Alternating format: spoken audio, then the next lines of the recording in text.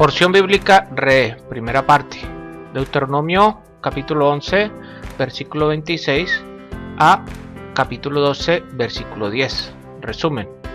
Moche apuró al pueblo hebreo a reconocer que Elohim da a elegir entre el bien y el mal. De la elección que adopten resultará una vida de bendiciones u otra de maldiciones. Vean hoy, pongo ante ustedes la bendición y la maldición. Comentario, primera parte. Una maldición divina es en realidad una bendición disfrazada, porque lo que le interesa al Eterno es que hagamos corrección.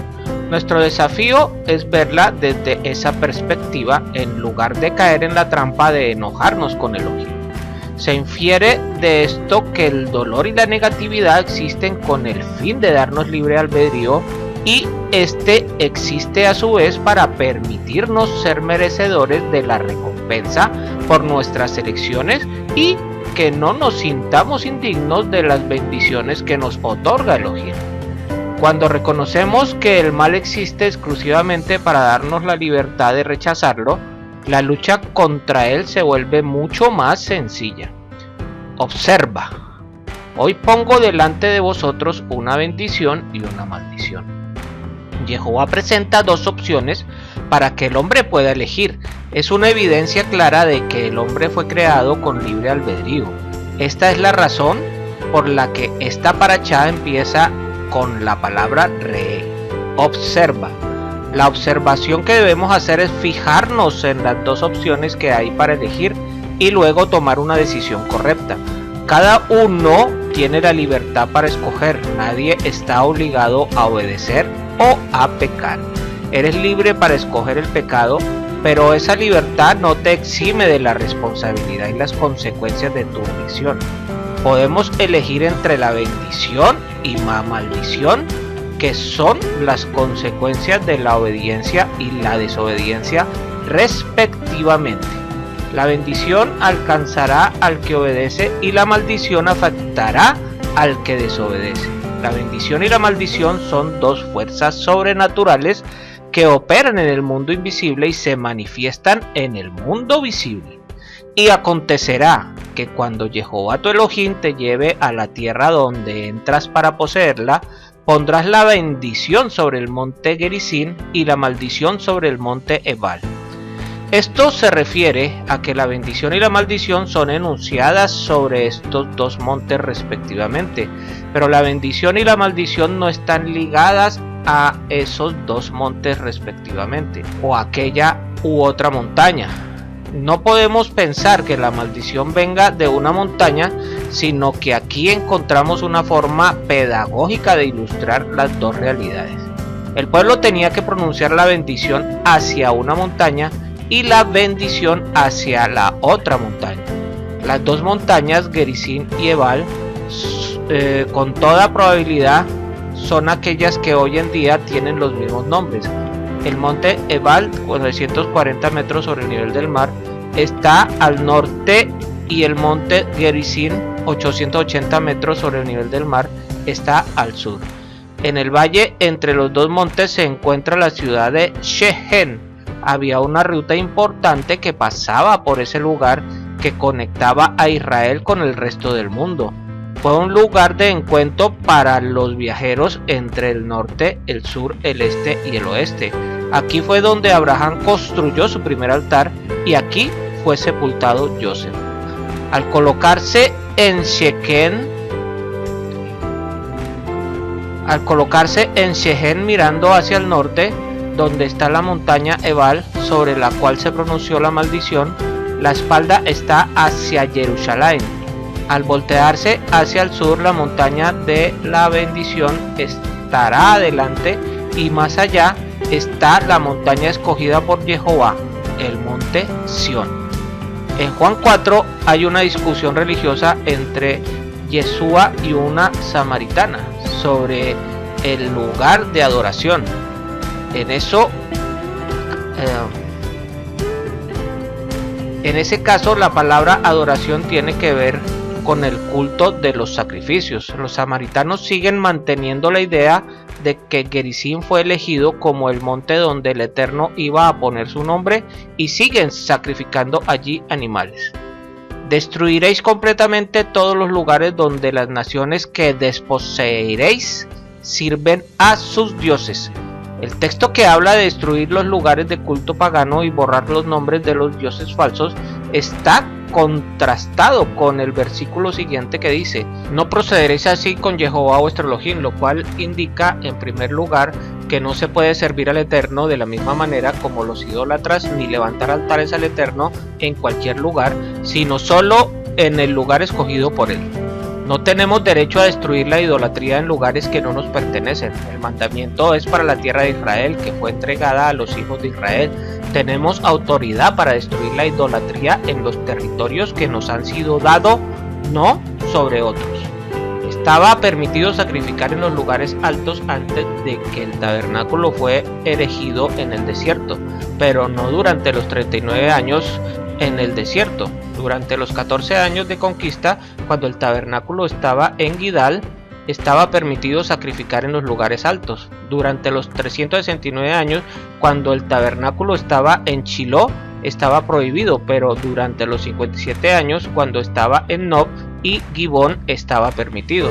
Después de la construcción del templo en Jerusalén, los sacrificios en los lugares altos quedaron prohibidos para siempre, a excepción del sacrificio que el profeta Eliyahu hizo en el monte Carmel, cuando había recibido un permiso especial de Jehová con el fin de hacer volver al pueblo a Jehová.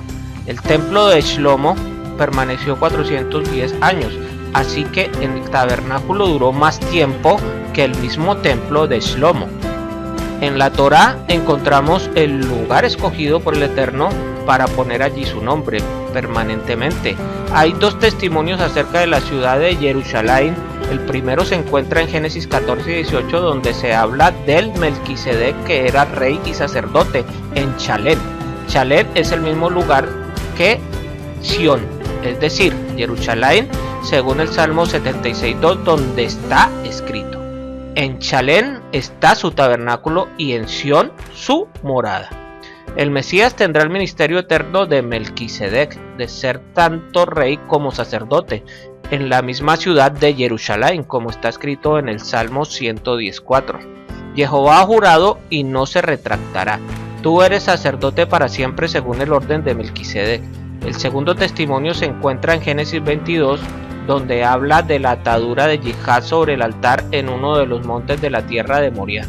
En Génesis 22:14 está escrito: y llamó a Abraham a aquel lugar con el nombre del Eterno, mostrará, Jireh. Como se dice hasta hoy, en el monte de Jehová lo mostrará, Yirrae. El lugar donde Abraham ofreció sacrificar a su hijo Isaac fue un lugar escogido por Jehová, y esta verdad fue revelada a Abraham y a sus descendientes, de manera que siguen reconociendo hasta hoy que en ese lugar el Eterno mostrará todo el eje del plan de redención, la muerte del Cordero. En ese lugar murió Yeshua como sustituto para todos los hombres, y así Jehová mostró a todo el mundo su justicia completa al perdonar al pecador sus pecados.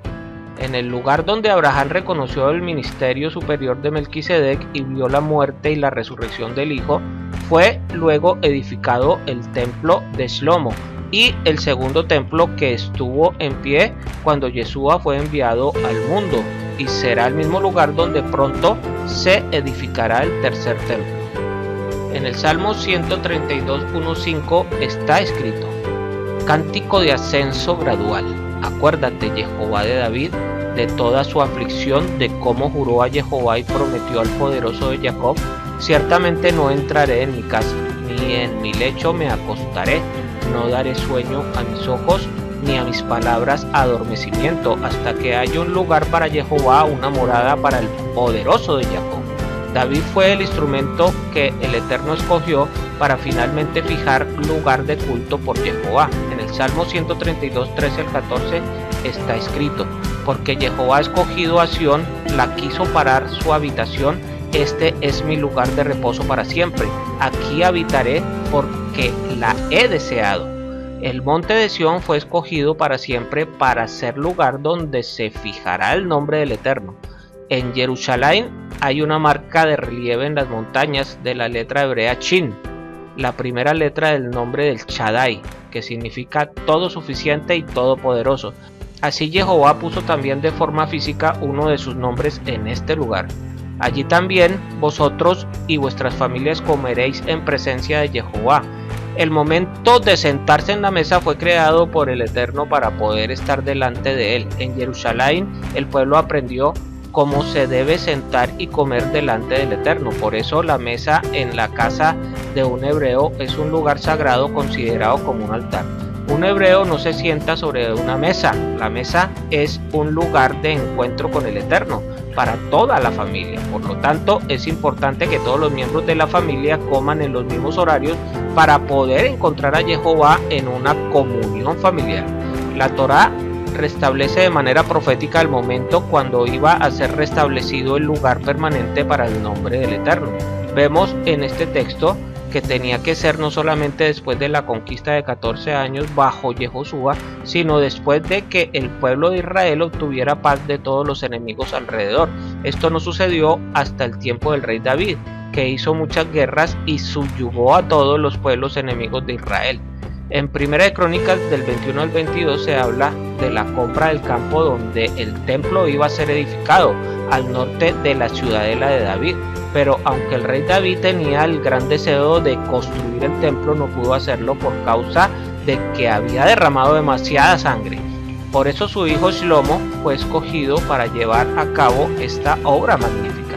Desde entonces Jerusalén es el lugar donde el nombre del Eterno es fijado para siempre, y es allí donde el hijo de David, Yeshua, el Mesías, muy pronto se sentará sobre el trono de David para gobernar sobre las 12 tribus de Israel y el resto del mundo, como está escrito en Lucas capítulo 1 versículos del 32 al 33. Este será grande y será llamado Hijo del Altísimo, y el Señor Elohim le dará el trono de su padre David, y reinará sobre la casa de Jacob para siempre, y su reino no tendrá fin. Que el Padre Eterno les bendiga y les guarde. Les habló el Moré Naftali ben Yehuda.